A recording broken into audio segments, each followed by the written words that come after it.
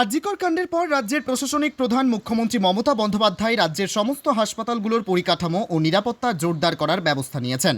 সেই মতো নদিয়া জেলার বিভিন্ন হাসপাতালে চলছে পরিদর্শন ও পর্যবেক্ষণ।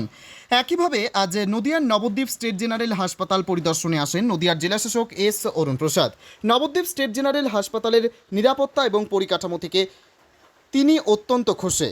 একই সাথে চিকিৎসা সংক্রান্ত বিষয়ে হাসপাতালে ভর্তি সাধারণ রোগীদের সাথেও কথা বলেন জেলাশাসক।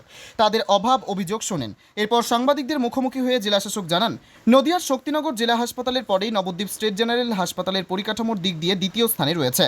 আগামী দিনে হাসপাতালে নিরাপত্তা এবং চিকিৎসা সংক্রান্ত ব্যবস্থা যাতে আরও ভালো হয় সে বিষয় নিয়ে হাসপাতাল কর্তৃপক্ষের সাথে আলোচনা হয়। মূলত নদিয়ার সমস্ত হাসপাতালগুলোতেই আগামীতে এমন পর্যবেক্ষণ চলবে বলে জানান জেলাশাসক এস অরুণ প্রসাদ। এই হসপিটাল ভিজিটটা কেন? আপনারা জানেন আমরা গত সপ্তাহ নদিয়া কৃষ্ণনগরে আমরা একটা মিটিং করেছি, যেখানে সমস্ত হসপিটালের কর্তৃপক্ষ যারা আছে, যেমন state general hospital, district hospital, sub division hospital এবং জেএনএম থেকে যারা সুপার প্রিন্সিপাল যারা ছিল তারা উপস্থিত ছিল। তাদের সাথে হসপিটালের যে পরিকাঠামো পরিষেবার ব্যবস্থা আছে সেটা নিয়ে বিস্তারিতভাবে আলোচনা হয়েছে, রিভিউ হয়েছিল। আমরা এবার পরবর্তী পর্যায়ে আমরা বিভিন্ন আলোচনাগুলো করেছি, সেগুলো আমরা পরিদর্শন করে দেখছি যদি কোনো ইমপ্রুভমেন্ট করা যায়, এখানকার পরিষেবার মধ্যে কোনো আরও উন্নতি আনা যায়। আর পেশেন্ট পার্টিদের সাথে আমরা ইন্টারাকশন করে দেখছি তাদের যদি কোনো অসুবিধা হচ্ছে কিনা, সেই সূত্রে আজকে এই পরিদর্শনটা করা হচ্ছে। আমরা আজকে নবদ্বীপ স্টেট জেনারেল হসপিটালে আছি, তো এখানকার পরিকাঠামো যেটা আমরা দেখেছি কি সেটা অন্য জায়গা থেকে ভালোই আছে। আমি এখানকার ডক্টর এবং যে মেডিকেল অফিসার ইনচার্জ আছেন তার সাথে ইন্টারাকশনও করেছিলাম। এখানে সিসিটিভি পর্যাপ্ত পরিমাণে আছে, ইলুমিনেশনও অ্যাডিকুয়েট আছে। আর এখানে একটা নতুন ওয়ার্ড তৈরি হয়েছে যেটা ইসিআরপি ফান্ড থেকে, যেটার মধ্যে আমরা আজকে ভিজিট করেছি, যেটার মধ্যে আপনারা এখন আছেন। সেটা লাস্ট 8 মাস ধরে এখানে অপারেশনালাইজড হয়ে আছে।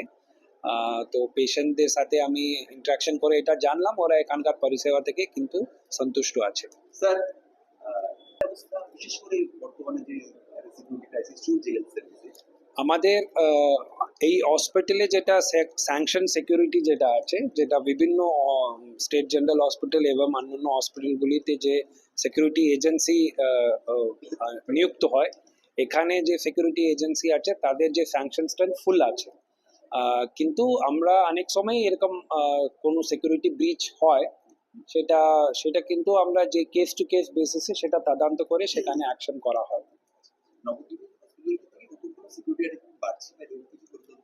সেটা এখন আপাতত যেটা আমরা দেখেছি, আমাদের যে স্যাংশন স্ট্রেংথ অ্যাভেলেবল আছে, যেমন অন্যান্য জায়গাতে বাড়ানোর প্রপোজাল আছে, সেখানে দরকার হয় তো এখানেও আমরা বাড়ানোর টেক আপ করব। স্যার, এখানে 1.5 বছর ধরে কোনো অর্থনৈতিক ডাক্তার নেই, ফিজিশিয়ান মধ্যে একজন আছে, ইনসাফিসিয়েন্ট স্টাফ নার্স ডিনারও নেই।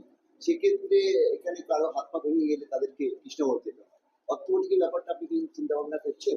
আমরা যে রিভিউ মিটিং করেছিলাম কিছুক্ষণ আগেই, সেখানে কিন্তু আমাদের এখানে যারা ইনচার্জ আছেন তারা আমাকে জানিয়েছেন যে বিভিন্ন যে ভ্যাকেন্সি যে এখানে ফিল নেই, সেগুলো নিয়ে ওদের সাথে আলোচনা হয়েছে।